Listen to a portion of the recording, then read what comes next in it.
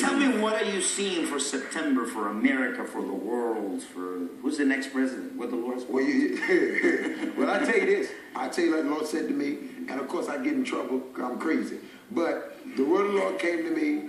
He said that Ahab and Jezebel would rule for 2 terms. Okay, this was before whoever's in president became president. Okay, catch it. Ahab and Jezebel rule for 2 terms. Okay.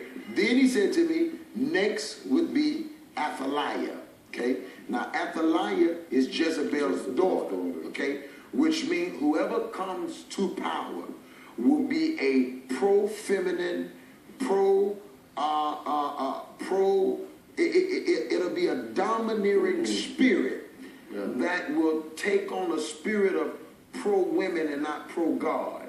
So at the beginning of the year, the Spirit of the Lord told me that the homosexual agenda was going to flourish this year. I documented. Well, we see that happening now. Nobody wants to say nothing about it. Preachers talking about some of their views are changing about homosexuality. I mean, there's only one view. If a man lay with another man, it's an abomination. You don't have to be too smart to figure that out. So, you don't need enough of that. Okay? So, but the Lord said very clearly that these things were going to happen. I'm really praying for the state of Texas because I see the hand of God against that state right now. Don't know why. And I don't know where this is going to add, but I'm telling anybody, if you hear of any storm coming toward Houston, run and don't look back, okay? I'm serious. There's just something that the Lord showed me. I really think the church needs to come back to the altar.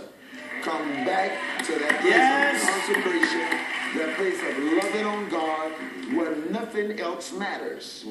See, it takes trials and tribulation. You know, 1971, David said, it's good for me that I've been afflicted, that I might learn thy statutes. But verse 67 say, before I was afflicted, I went astray.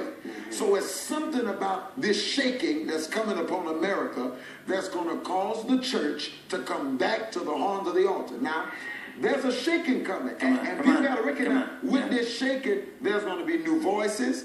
There's going to be people who've been in power that God's getting ready to bring down.